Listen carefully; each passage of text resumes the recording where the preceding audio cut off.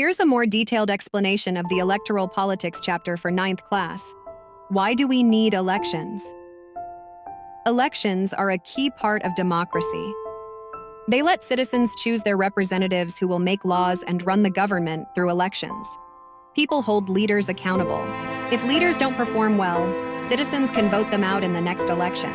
Elections also give people the power to express their views and bring changes in the government. What makes elections fair and democratic? A fair election means that everyone can vote. All adult citizens of the country, 18 years and above, have the right to vote, regardless of caste, religion, gender, or economic background. One person, one vote. Every vote is equal and has the same value. Regular elections. Elections should be held regularly, for example, every 5 years in India. Choice of candidates. People should have a choice between different candidates or political parties. Free and fair process. The election should not be rigged or influenced by money, threats, or unfair means.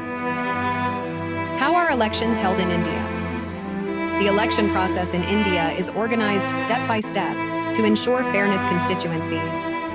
The country is divided into smaller areas called constituencies. For example, in general elections, Lok Sabha, India is divided into 543 constituencies, and each constituency elects one member of parliament, MP. Voters list. A voters list, also called the electoral roll, is prepared to include the names of all eligible voters.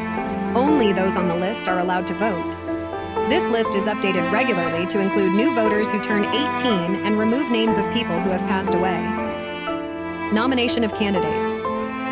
Political parties or independent candidates file nominations to contest in the election. Each candidate needs to provide details about their criminal records, property, and education, which helps voters make informed decisions. Election campaign. Once candidates are selected, they campaign to win the support of voters. Campaigns include speeches, rallies, media ads, and social media posts to inform the public about the candidate's policies and promises. Campaigning must stop 48 hours before voting day, ensuring voters can make decisions calmly, without last-minute pressure. Polling day and voting. On polling day, voters go to a polling booth to cast their vote using electronic voting machines, EVMs. Voters press a button on the machine next to the name and symbol of their preferred candidate. Counting of votes. After voting ends, the EVMs are sealed and votes are counted. The candidate with the highest number of votes in each constituency is declared the winner. Role of the Election Commission of India, ECI. The Election Commission of India, ECI, is an independent authority responsible for conducting elections. Its main job is to ensure that elections are free and fair. It sets rules, monitors campaigns, and deals with complaints. The ECI can also cancel elections in a constituency if it finds there was cheating, unfair practices, or violence during voting. 5 challenges to free and fair elections. Money power. Rich candidates or parties may use money to influence voters by offering gifts, cash, or bribes. Muscle power. Some candidates use violence, threats, or intimidation to force people to vote for them. Government misuse. In some cases, candidates who hold government positions use their power to influence voters, like using government resources for campaigning. Fake votes. Sometimes people cast fake votes by pretending to be someone else or by tampering with voting machines. Transparency in campaign finance.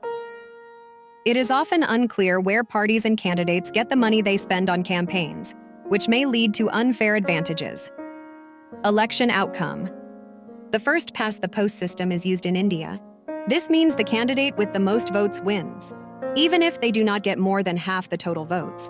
For example, if 10,000 votes are cast in a constituency, and one candidate gets 4,000 votes while others get fewer votes, the candidate with 4,000 votes wins. Once the votes are counted, the party with the most winning candidates gets to form the government. This chapter helps students understand how the election process works in India, why it is important for a democracy, and the steps taken to ensure it remains fair and transparent.